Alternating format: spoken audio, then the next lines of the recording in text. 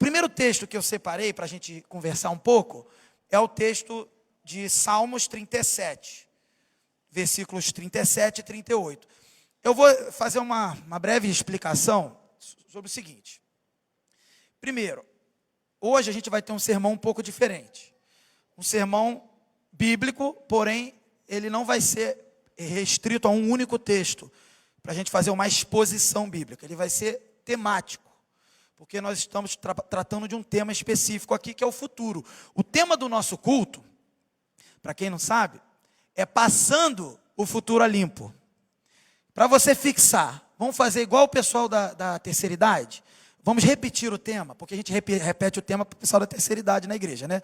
O pessoal gosta e tal de repetir, mas o jovem não precisa repetir tema. Ele já pegou, não pegou? Quer ver? Adolescente, qual é o tema do culto? Ih, rapaz, o pessoal da terceira idade sabe, hein? É a mesma coisa, né? Na verdade, pelo menos os idosos prestam atenção, né? Os adolescentes. Ai, meu Deus. Gente, olha só, deixa eu falar uma coisa para vocês. Sabe por que eu faço isso? Porque é tão engraçado para mim fazer isso daqui. Não é por isso não, brincadeira, não é por isso não.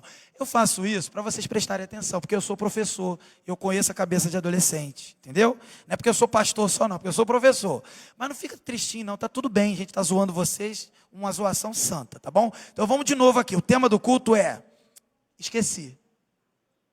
Qual é o tema, gente? Ah, lembrei.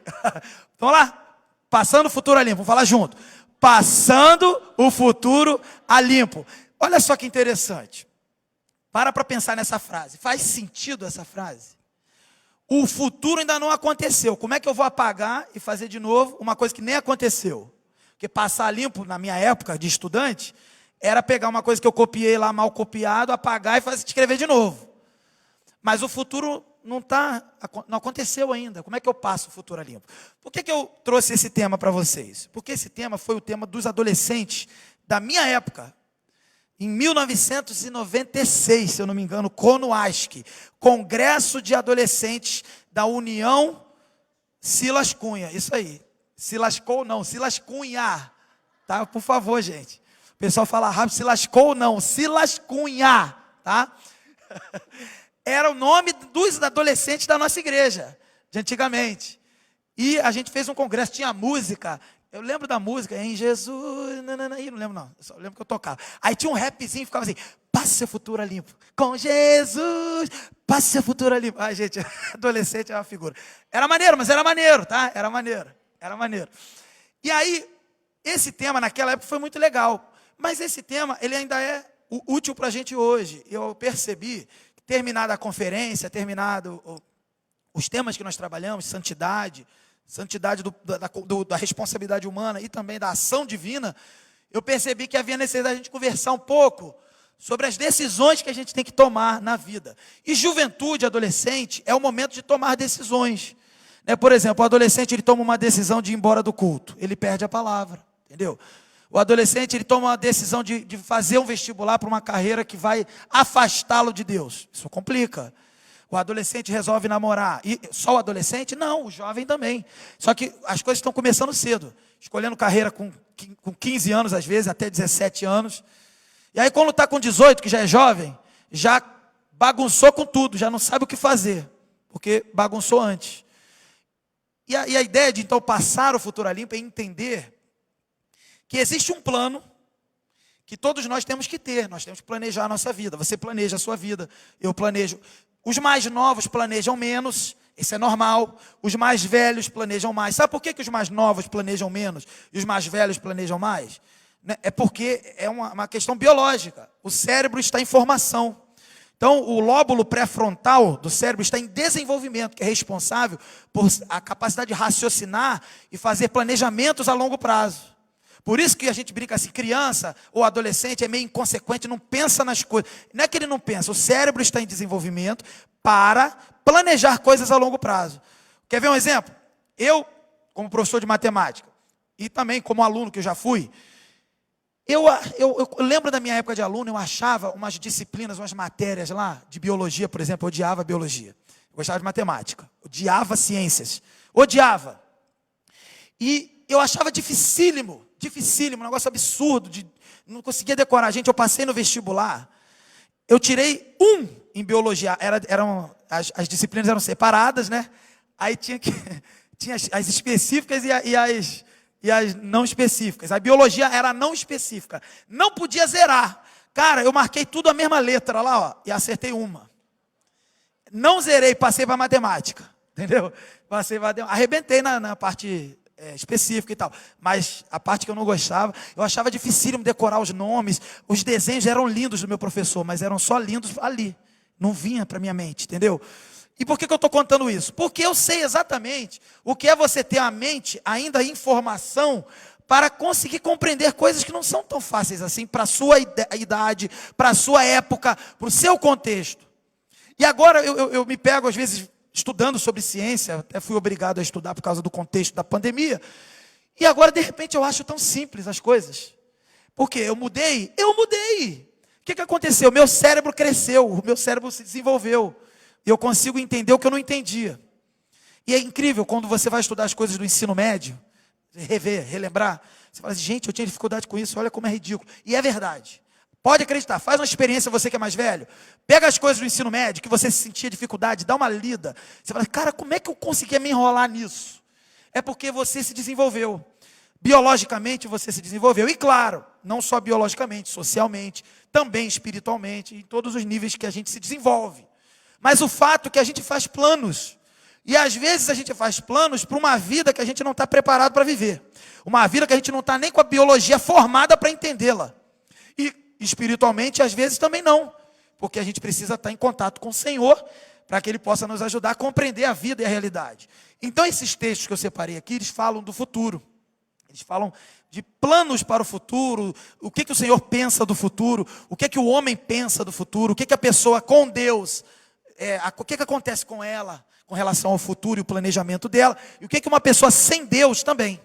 Você vê, então vamos ver, Salmo 37, 38 e 37, diz assim, ó, considere o íntegro, observe o justo, há futuro para o homem de paz, mas todos os rebeldes serão destruídos, futuro para os ímpios nunca haverá. O que o salmista está falando aqui? Claro que tem um contexto, todo o salmo, eu não vou explicar o Salmo 37, só quero extrair essa afirmação. O que ele quer dizer que o ímpio não tem futuro? O que vocês acham? Fala para mim, fala. Por que vocês acham que o não crente, que o ímpio é não crente? Por que ele não tem futuro? Porque ele vai para o inferno. Falou certo. Mas quem foi que falou que eu não vi, que a boca não mexeu? A Lalesca. Porque ele vai para o inferno. Exatamente. Ele vai para o inferno. Então o que adianta ele correr atrás de tudo, se no final tudo vai ser queimado, destruído? Tá certo? Esse é o sentido aqui do salmista. Mas ele também fala que ele fala assim, ó, observe o justo, aquele que serve a Deus, né? Há futuro para o homem de paz. Já que aquele que serve a Deus, há um futuro. Então, que futuro é esse que o salmista está falando aqui? É o futuro da tua carreira, que você tem que arrumar um emprego? É o futuro do teu casamento, que você tem que resolver isso aí? Não está falando disso, está falando depois disso. Repara. Mas fica claro o seguinte, que o que importa é o depois, não o agora. Mas não é que o agora a gente vai fazer de qualquer jeito, porque se você fizer o agora de qualquer jeito, não vai ter o futuro, porque ele diz assim, ó, todos os rebeldes serão destruídos. Então se você bagunçar com o agora, com o momento que você está aqui na terra, significa que você vai ser considerado um ímpio, um rebelde, e nesse sentido não haverá futuro para você. Então passar o futuro a limpo significa ver os seus planos e checar os planos de Deus. Será que eles estão coerentes com os planos de Deus?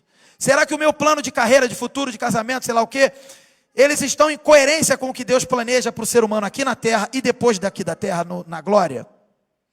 É isso que é passar o futuro a limpo. Passar o futuro a limpo é pegar o seu planejamento carnal, o seu planejamento humano, e colocar diante de Deus para que Ele santifique esse planejamento. A gente falou tanto de santidade, será que você consegue santificar o seu planejamento, os seus projetos? Eu não estou falando santificar o seu comportamento, que isso a gente já conversou na conferência. Eu estou falando o seguinte, você está santificando o seu comportamento, você abandonou a pornografia, você está direitinho na igreja, bonitinho. Aí na hora que você vai planejar a sua vida, você não planeja de forma santa. Sabe o que vai acontecer? Tudo que você está santificando vai perder valor e vai ficar impuro, vai dar errado. No final você vai pecar em tudo aquilo que você se libertou, venceu aí santificando, vai cair tudo de novo no teu colo e você vai pecar em tudo isso. Porque o seu plano não foi um plano coerente com a vontade de Deus. Porque o ímpio e o rebelde não tem futuro, mas o justo, esse sim, há um futuro de paz. Diz aqui, um futuro de paz. Que paz é essa, queridos? Um futuro de paz com Deus, de confiança naquele que de fato tem poder sobre todas as coisas. Nós passamos uma semana com incertezas relacionadas ao país, eu não quero fazer comentários políticos aqui, mas há uma incerteza de muito tempo, não só dessa semana, mas de muito tempo, por causa da política, por causa da pandemia, por causa da economia, por causa de quem está no poder, por causa de quem não está, por causa de quem quer entrar no poder, por causa de quem vai sair, por causa do que o Brasil não é para amador, o pessoal fala isso, não é. E é assim mesmo, a vida não é para amador, se é possível dizer, não é só no Brasil. E aí como é que você com 15, 16, 17, 18 vai planejar uma vida nesse mundo? E mais, beleza, adolescente tem a chance de fazer certo para não dar errado. E os mais velhos que já tiveram uma caminhada e de repente não conseguiram fazer um planejamento santificado da sua vida. Como é que a gente faz?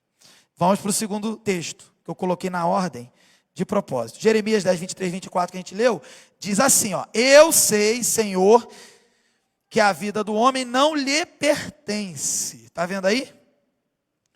Não compete ao homem dirigir os seus passos. Aí eu pergunto, o homem cristão, a mulher cristã, o jovem, a jovem, o adolescente, a adolescente, ele tem autorização de Deus de fazer um planejamento sem colocar Deus no meio?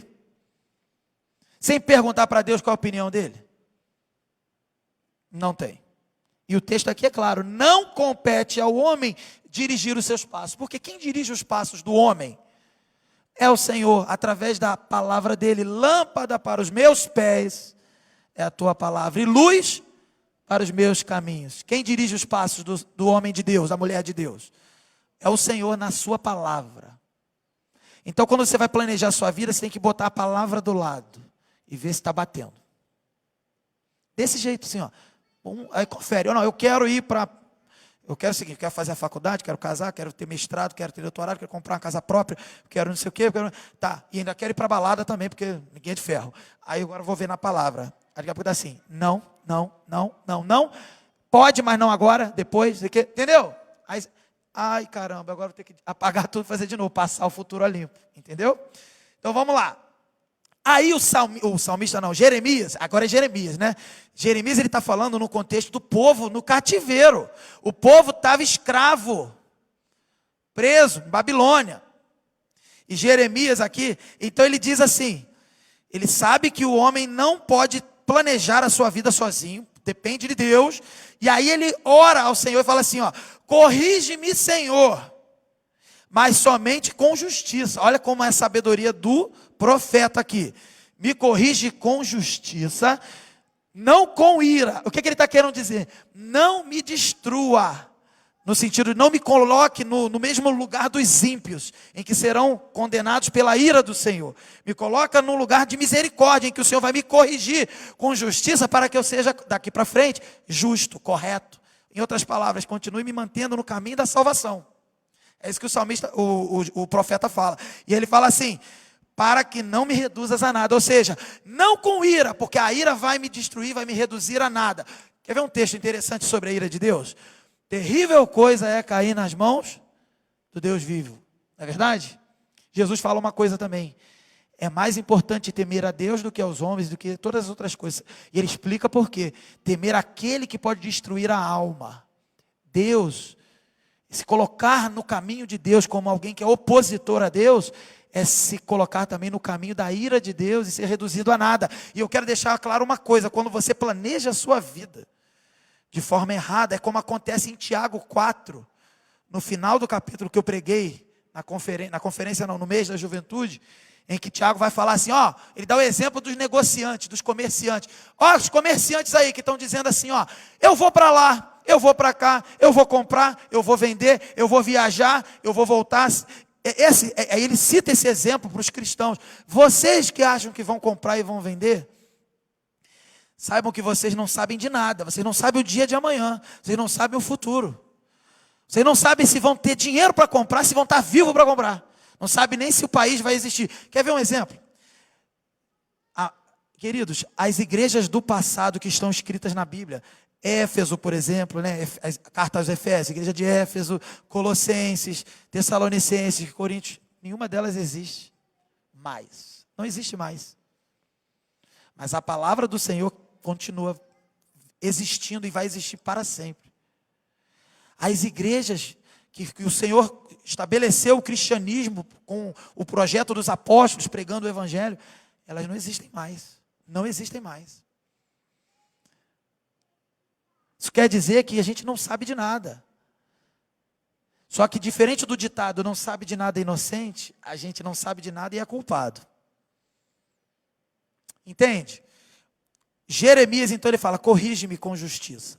E o mesmo profeta Jeremias, no capítulo 29, verso 11, diz assim, aí é o Deus falando por intermédio de Jeremias para o povo que estava cativo, para o povo que estava sofrendo, e eu digo para você também, você que fica angustiado, preocupado com a ira de Deus, que já está ouvindo e percebendo que o seu plano não está batendo com a palavra de Deus, está com medo de ser destruído, faça a oração de Jeremias. E a resposta de Deus para a oração de Jeremias é essa aqui, ó, verso 11 do capítulo 29. Porque sou eu que conheço os planos que tem para vocês, diz o Senhor. Planos de fazê-los o quê? Prosperar. E de não lhes causar dano. Planos de dar-lhes o quê? E um futuro. Queridos, o ímpio não tem futuro, o salmista falou. O justo tem futuro. Um futuro, ele é um homem de paz, ele tem um futuro de paz. Jeremias, então, agora ele recebe a revelação de Deus e fala na primeira pessoa, como Deus. Ou seja, Deus falando para você e para mim hoje também, que ele tinha um plano lá, para o povo de Israel, de um futuro, de libertação, de salvação, de arrependimento, de conserto em Jesus, que era o Messias. E nós também temos o mesmo plano. Não precisamos sair da Babilônia. Nós não estamos, o Brasil não está preso em Babilônia, não existe Babilônia nenhuma. Mas agora espiritualmente nós estávamos cativos na Babilônia do pecado. E Ele nos libertou. E o plano dele de libertação para mim e para a tua vida é um plano de prosperar. Aí você fala assim, prosperar como, pastor? Já estou ouvindo aí falar negócio de prosperidade. Como é que é isso, pastor? O prosperar aqui é em todos os sentidos que o Senhor assim quiser. Em primeiro lugar, espiritualmente, ou seja, ser salvo, ser livre do mal, do pecado e da ira de Deus. Mas também prosperar em todos os níveis que Ele permitir na sua vida, e você vivendo em obediência a Ele. Então, se você for uma pessoa estudiosa, inevitavelmente você vai passar nas provas. Se você for uma pessoa dedicada no trabalho, inevitavelmente você vai ser recompensado no seu trabalho. Se você for uma pessoa carinhosa, em algum momento você vai receber carinho. Se você for uma pessoa que ama, em algum momento você também vai receber amor, porque é a lei da semeadura que está funcionando. A prosperidade que Deus promete para o seu povo, em primeiro lugar, é a certeza e a segurança de que tudo está nas mãos dele, e o plano dele é de paz, de amor, de tranquilidade, como ele diz aqui, os planos que tem para vocês, planos de fazê-los prosperar e não causar dano, e não ser uma pessoa que vai punir vocês como inimigos. É plano de relacionamento e amizade com Deus. É isso que ele tem. Então, quando a gente fala aqui, passar o futuro a limpo, colocar o futuro de acordo com a palavra dele, é saber que o plano que você quer, muitas vezes ele vai dizer não. A aprovação em determinada prova, ele vai dizer não. Talvez. Aquele casamento que você queria tanto com aquela pessoa, não é para você. Aquele namoro imaturo, que você acha que já tem imaturidade para isso, não é para você. Não é. E o que é para mim? Confiar que o plano do Senhor é bom. Que o plano do Senhor é de fazer prosperar espiritualmente e tudo que vier acompanhado com isso. Entenderam? E aí, por isso que eu já liguei com Mateus 6, 33, 34, que é quando Jesus está no monte. Na verdade, o Sermão do Monte é enorme, né? Vai do 5 até o 8, Capítulo 5 até o 8. Aí no capítulo 6 tem uma parte lá que ele fala da ansiedade. Os adolescentes lembram quem estava na aula de ansiedade da IBD um tempo atrás aí que eu dei? Ninguém. Mas tinha um monte lá, a sala estava lotada. Vocês não estavam, nenhum de vocês assistiu a aula de ansiedade. Então não fiquem ansiosos, não fiquem, tá? Essa é a principal lição. É sério, a principal lição é não ficar ansioso, tá? Porque Jesus falou isso nesse capítulo aqui. Mas ele conclui a sua pregação nessa parte sobre ansiedade, sobre preocupação. Ele vai falar que os ímpios, os pagãos, os que não servem a Deus, procuram as coisas desse mundo. E que são as coisas desse mundo? As coisas desse mundo que ele estava falando não é boate, festinha, zoeira, não. São coisas corretas que os ímpios procuram. Roupa, comida, em outras palavras, sustento, trabalho, carreira, casamento, tudo que está associado a isso. Jesus estava falando disso e dizendo que quem corre atrás disso não serve a Deus. Que louco! Como que eu posso então ser uma pessoa nesse mundo e não correr atrás disso? Aí Jesus vai explicar. Ele vai dizer: busquem, pois, em primeiro lugar, o reino de Deus e a sua justiça. E as demais coisas, e todas essas coisas que ele estava falando, que os ímpios que procuram, que são importantes, gente, comida, roupa, todas essas coisas lhes serão acrescentadas. Gente, eu vou falar uma coisa para vocês. Graças a Deus, a gente está num aperto. Ainda, né, período de pandemia, a galera perdeu grana. Quem trabalha aí sabe. Diminuiu a capacidade de comprar, de vender. Para mim, diminuiu muito, porque eu trabalho com escola. A escola fechou, aí a gente ganha menos. Quem pensa que professor fica ganhando sem trabalhar, existe esses que não trabalham mesmo não. Existe, não vou mentir não. Que só querem viver disso. Viver de luz e tá torcendo para o Covid ficar eternamente, para ele poder ficar aposentado já antecipadamente. Tem sim. São pessoas sem vergonha mesmo. Mas o normal é o professor que ganhava, 1.000, cair na metade do salário. 2.000, cair na metade. E às vezes não ter nada. E às vezes realmente cancelar até o contrato. Se for o contrato, e até na esfera pública, se for funcionário público, eu sou funcionário público. Meu salário caiu na metade. O salário da Raquel caiu na metade. Então são 2 pessoas que caíram na metade. Entendeu? Então, realmente, a gente está num momento difícil. Agora, o que é mais importante? O meu salário, o salário da Raquel, o seu salário, a sua carreira, você que é adolescente, que está planejando aí, o seu emprego que você está tentando conquistar, alguns já estão fazendo aqui, já conversaram comigo, estão fazendo entrevista de emprego. O que é mais importante? Resolver tudo isso ou o reino de Deus? E a sua justiça. Jesus disse que é o reino de Deus e a sua justiça. E a pergunta é: o que é o reino de Deus e a sua justiça? Tem gente que vai dizer que o reino de Deus e a sua justiça é ajudar os pobres, os pequeninos, os humilhados, porque Jesus vai falar isso também, né? Quando você ajuda eles, você ajudou a mim. Quando você atendeu a eles, você atendeu a mim. Jesus não fala sobre isso? Mas não é só isso. Porque se fosse só isso, seria assistência material. E Jesus está falando aqui que os bens materiais devem ser considerados como que Deus vai acrescentar de forma natural, que não devem ser buscados. Quem busca isso são os ímpios. Então, o que é o reino de Deus que Jesus está falando aqui? O que é, gente? Fala o que vier na tua cabeça aí. Aí dormiu. Não, fala, gente. O que é o reino de Deus? A gente fala tanto do reino de Deus, a gente ora para o teu reino, para a glória, para o teu reino. O que é o reino de Deus? Não é difícil entender não, gente. O reino de Deus é o reino espiritual que está sendo implantado aqui, o governo de Cristo, que na verdade já existe o governo de Cristo, e agora está sendo manifestado. A cada dia que passa, o mundo vai piorando, e o tempo da manifestação plena desse reino vai chegar. Então, o que é hoje, então, o reino de Deus? É trabalhar em prol desse reino que está sendo implantado. É ser um discípulo de Jesus, é ser um seguidor de Jesus, que não se preocupa com roupas, marcas, sei lá o que, comidas, mantimentos. Sabe que Deus alimenta. Assim como Jesus ensinou aqui, alimenta com Aí Jesus vai falar, né, que ele alimenta lá os passarinhos, as aves, ele veste bem as flores, ele vai também alimentar e vestir aqueles que são muito mais valiosos para Deus do que flores e pequenos animais, que são os seres humanos.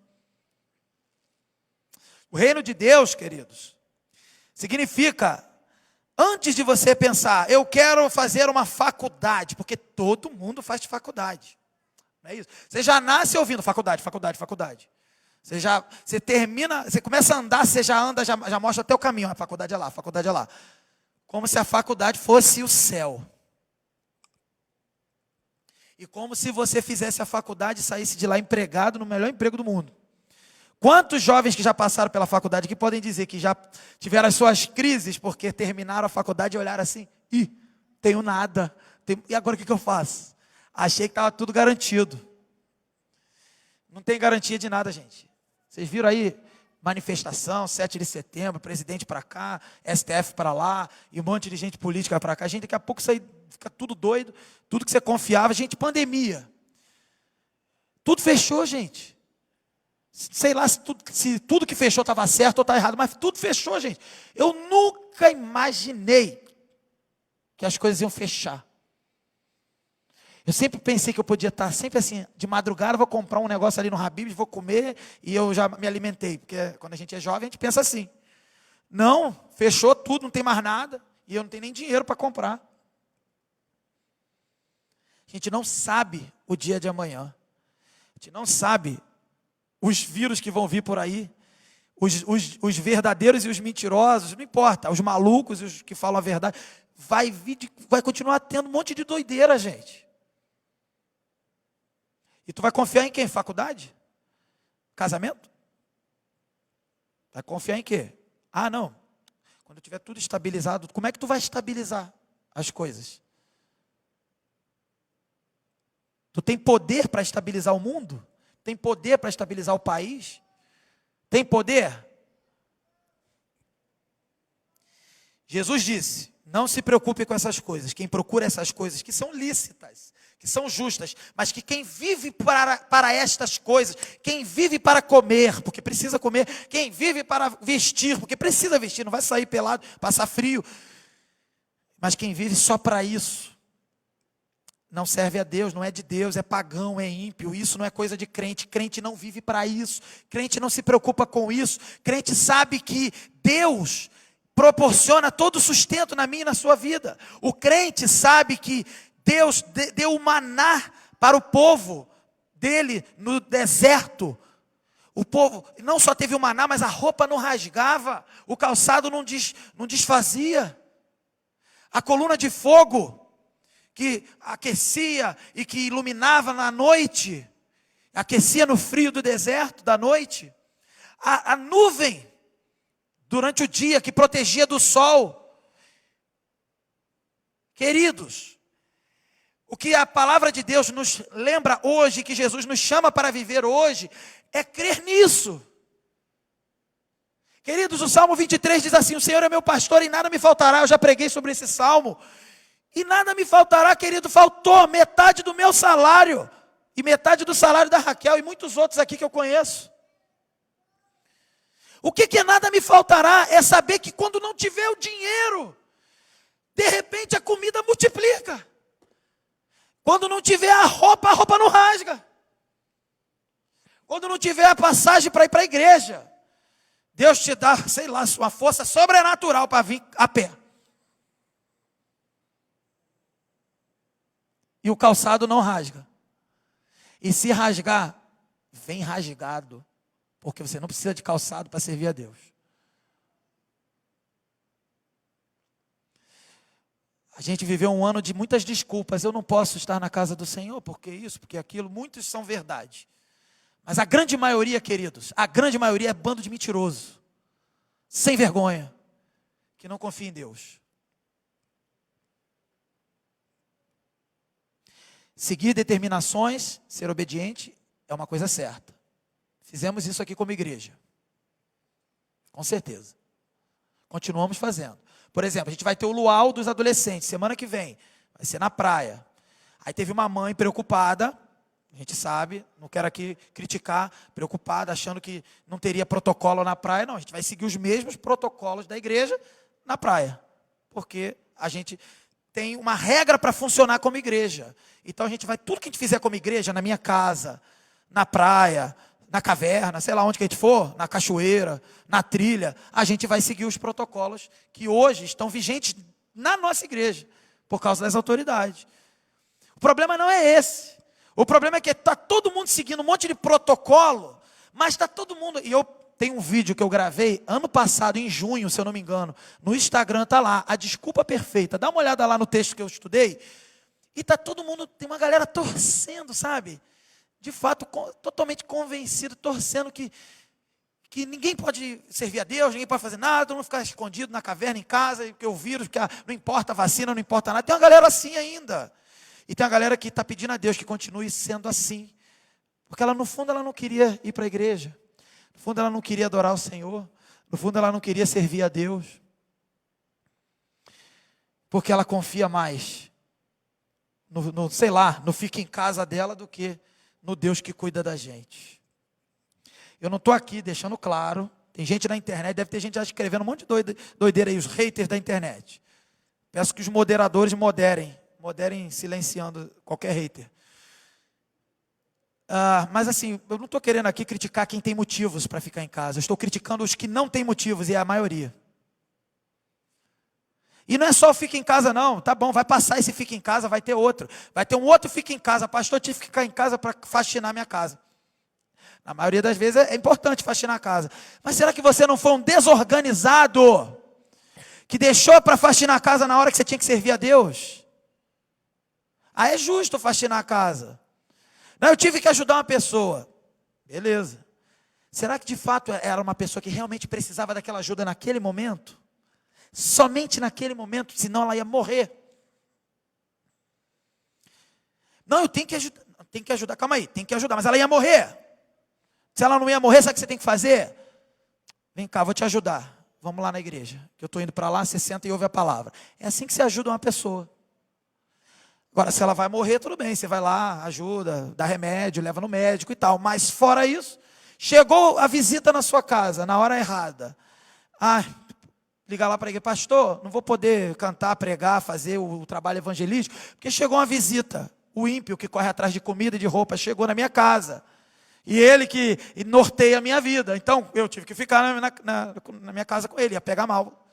Eu aprendi com a minha avó. Você perguntar para dona Neuzi, estou para falar isso no tempão, dona Neuzi, dona Vilma e senhoras idosas aí da igreja, pergunta para elas como é que elas faziam quando tinham que servir a Deus, estar na casa do Senhor, ou fazer algum trabalho para o Senhor, que seja. Na hora que chegou uma visita inesperada, e até uma visita muito querida, de muito tempo que não via. Quer dizer, eu vou responder o que elas falaram e o que também eu aprendi com a minha avó. Você recebe a pessoa, você dá atenção dentro do possível. Deu a hora, querido, tem compromisso com o Senhor. Ele não vai entender, claro que não, porque se ele não é crente, ele não vai entender, né? O carnal não entende o que é espiritual. Você falar que tem um compromisso com o Senhor, ele vai falar, o que tem a ver com a vida dele isso? Só que é o seguinte, a pergunta não é essa, o que tem a ver ele e tal, o que tem a ver ele com você, e você com Deus. Então, quando a gente fala de planejamento, não é só carreira, é uma simples visita na sua casa. E você tem um compromisso com Deus. Não pude, porque eu tive que atender a visita. Atenda a visita. E quando chegar a hora, vá servir a Deus. E convide essa pessoa, evangelize até, para ela servir a Deus com você.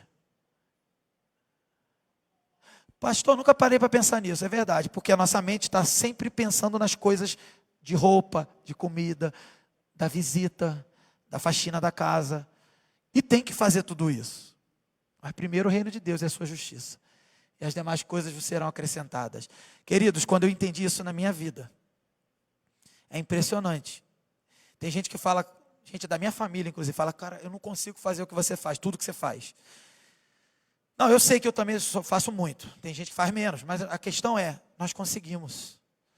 É possível. Cara, eu lembro da ilustração muito boba, podia ter feito, né? Acho que deve ser novidade, ela é tão antiga que ninguém deve nem saber. Aquela ilustração do bombom e do arroz. Bem, vou falar sobre ela. Pensa assim, um pote coloca arroz. Aí tá lá, cheio de arroz. Aí você pega os bombons assim, que você tem na sua mão, e esses bombons, eles representam as coisas de Deus, tá? E o arroz representa as coisas do mundo. Quem já viu isso aí? Já viu isso? Gente, vocês nunca viram, devia ter feito.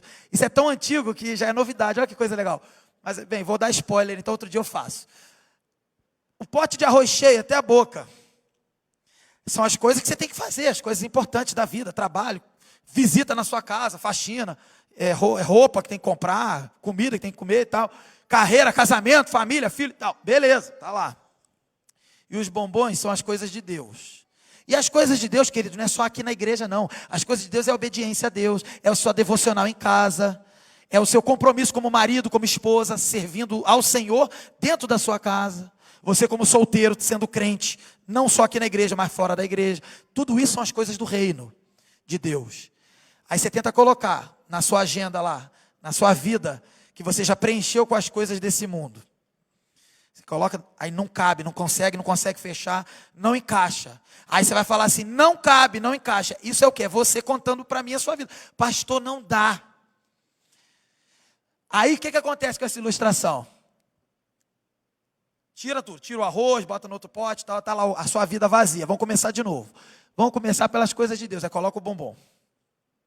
Aí o cara vai falando assim, seu namoro não, as coisas de Deus, né? Servindo na casa do Senhor, a EBD, a obediência a Deus. Ele vai colocando o bombom. Aí colocou o bombom. Agora vamos ver se as outras coisas vão ser acrescentadas. Aí começa a botar o arroz. E aí ele vai dando uma sacudidinha assim, porque Deus sacode a nossa vida, né? Também. Aí ele vai dando uma sacudidinha assim, quando vê, o arroz todo se espalhou e coube. Claro que a ilustração tem explicação matemática para isso, óbvio. Mas é para mostrar que se até arroz e bombom cabem no mesmo pote, quem dirá o reino de Deus e a justiça dele, para um Deus que pode tudo, já cantamos sobre o poder dele. Queridos, a gente não tem desculpa. Tentaram nos dar a desculpa perfeita, que foi essa pandemia maldita. Maldita porque morreu muita gente, maldita porque um monte de gente ficou doente, e maldita porque um monte de gente foi revelada como não crente, que nunca teve uma experiência com o Senhor. Mas essa pandemia é instrumento pedagógico de Deus. Por isso a nossa oração tem que ser com a mesma do profeta Jeremias, que é: Senhor, corrige-me com a pandemia, com o que for necessário, mas somente com justiça, não com ira, para que eu não seja reduzido a nada. Então que essa pandemia para você seja instrução divina, para você aprender a ser crente, para você aprender a priorizar o reino de Deus e a justiça dele. Que ela não seja a ira de Deus sobre a sua vida para te destruir. Vamos lá. Aí, Jesus então, ele vai dizer isso. 34. Portanto, não se preocupem com o amanhã, pois o amanhã se preocupará consigo mesmo. Basta cada dia o seu próprio mal. O crente faz planejamento a longo prazo? Faz. Coloca isso debaixo da vontade de Deus? Coloca. Mas ele confia no dia de hoje, porque o Senhor está agindo hoje. Ele não pensa no dia de amanhã desnecessariamente, de forma pecaminosa, porque ele confia que Deus trabalha para o amanhã. O futuro do homem de Deus, da mulher de Deus, é um futuro de paz. Aqui a gente já viu Jeremias falando que ele tem planos de fazer-nos prosperar e de não nos causar dano. E aí Romanos 8:28 diz assim: sabemos que Deus age em todas as coisas para o bem daqueles que o amam, dos que foram chamados de acordo com o seu propósito. Se você diz, eu tenho chamado, e vem cantar aqui na frente, jamais vão me calar, eu tenho um chamado, então não preciso duvidar, eu não vou ficar ansioso, e aí vai mudando a letra e vai ficando confiante, que o Senhor cuida, que o Senhor sustenta você, que todas as coisas cooperam para o bem daqueles que amam a Deus. Olha que coisa interessante, esse texto, ele deixa claro que cooperam para o bem daqueles que foram chamados por Deus para serem servos dele, para viverem com ele. As coisas não cooperam para o bem dos outros, que Jesus disse que são os ímpios que correm atrás das coisas desse mundo. E você vê que os textos do Velho Testamento dizem que serão destruídos, inclusive não terão futuro. Cooperam para o bem de quem serve a Deus. Se você não serve a Deus, essas coisas não cooperam para você.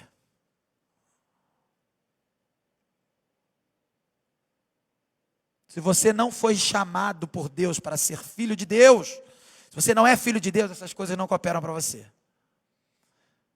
Elas cooperam para o reino de Deus, e quem pertence ao reino de Deus é abençoado, é agraciado, é sustentado.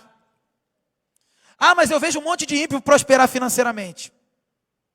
Já sabe o destino do ímpio. Acabamos de falar aqui, né, adolescente? Falamos aqui. Queridos, o objetivo e o bem para o cristão não é só passar na prova, não é só casar, não é só, sei lá, ter uma casa própria.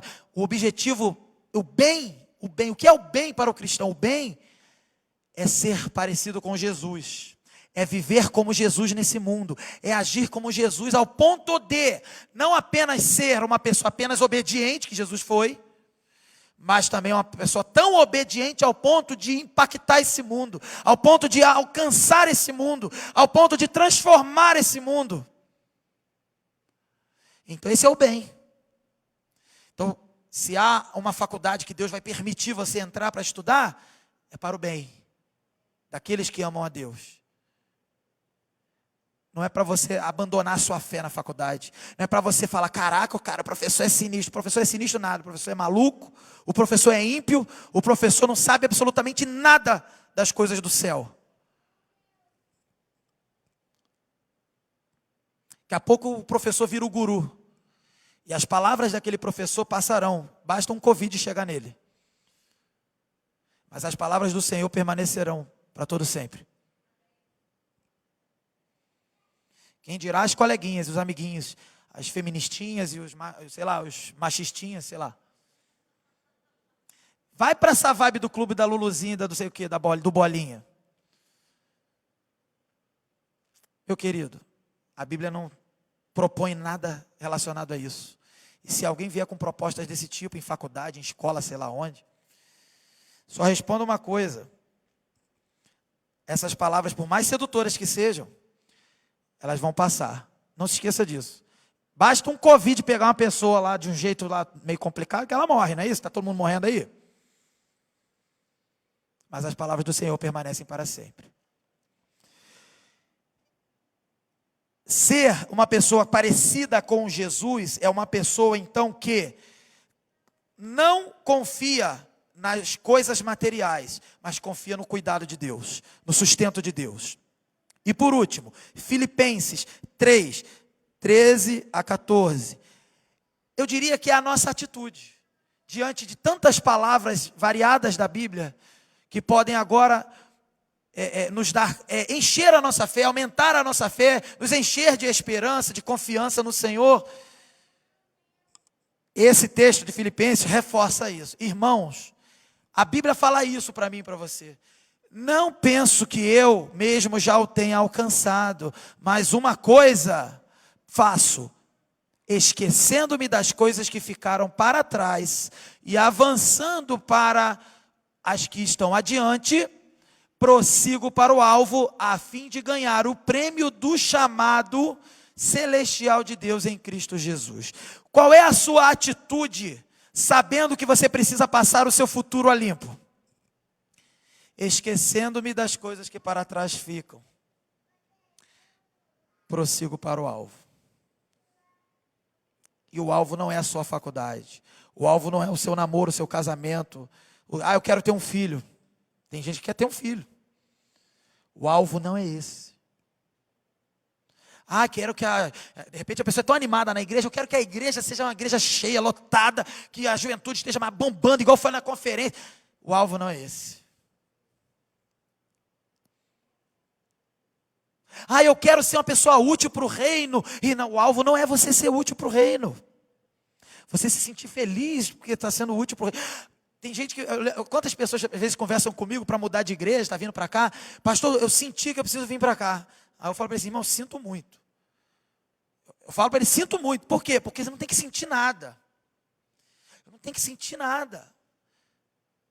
Eu tenho que ter uma convicção na palavra, de que aqui é uma igreja, e que você pode mudar de endereço para cá, que seja, porque você está morando aqui agora, e que aqui prega a palavra, que aqui tem características de uma igreja bíblica.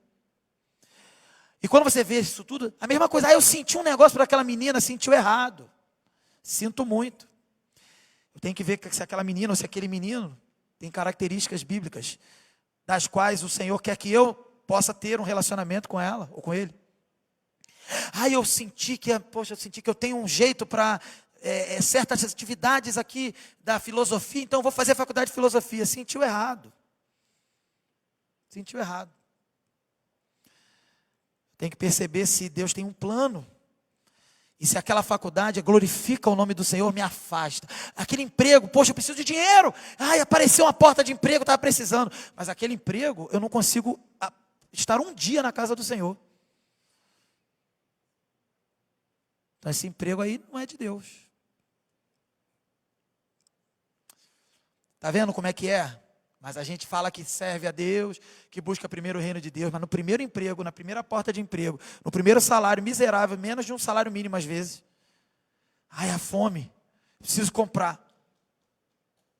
O projeto de Deus para a igreja é a igreja se ajudando, se apoiando. Tem fome? Vem para cá. Nós vamos ajudar aqui com comida, até você ter um emprego de um jeito, de uma pessoa que serve a Deus, que não te afasta de Deus. Vem para cá.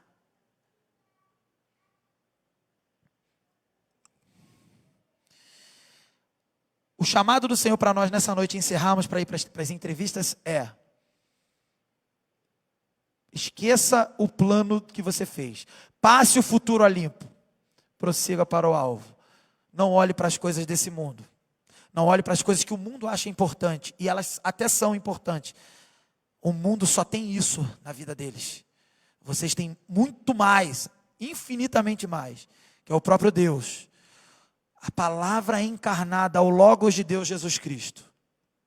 O Espírito Santo que habita em você e faz milagres. O crente vive de milagre em milagre. Ele não é irresponsável, mas ele não confia nas coisas desse mundo. Ele confia nas coisas do céu. E vive pelas coisas do céu, para as coisas do céu, mas para transformar este mundo, para impactar as pessoas. Que possamos, eu e você, passar o futuro a limpo, todos os dias, porque o futuro, todos os dias vem para a gente, enquanto o Senhor permitir. E que você todos os dias esteja atento, no seu caderninho lá, se o seu plano está batendo com o plano de Deus. Que para tanto o Senhor nos abençoe. Senhor, que a Tua palavra encontre terreno fértil em nossos corações. Que possamos não confiar nos nossos planos, mas nos Teus planos. Porque o Senhor já deu provas irrefutáveis de que Tu és Deus e o Teu plano é perfeito. Através de Jesus Cristo, que morreu na cruz por nós e nos salvou. E a experiência que tivemos ao ter um encontro transformador e salvador com o Senhor, é uma experiência que nos move a viver, rompendo em fé e confiança ao Senhor. Senhor, não nos deixe pecar, idolatrar, confiar, servir a essas coisas desse mundo, por mais importantes que elas até possam ser, mas que o Senhor nos ajude a perseverar no Teu reino, na Tua vontade, na Tua justiça. Em nome de Jesus. Amém. Se você que ouviu essa palavra não é cristão, eu quero dizer uma coisa para você. Tem como você fazer parte disso. Basta você entregar sua vida para Jesus. Como que eu faço isso, pastor? Agora aí, meu, onde você está? Faça uma oração e diga: Senhor, eu quero você. Eu quero me entregar para você. Não sei o que fazer. E depois que você fizer essa oração, você me procura qualquer líder da juventude, até um amigo seu que é crente, e pede ajuda. Porque você vai começar a entender o que é viver de fé e confiar no plano do Senhor. Amém?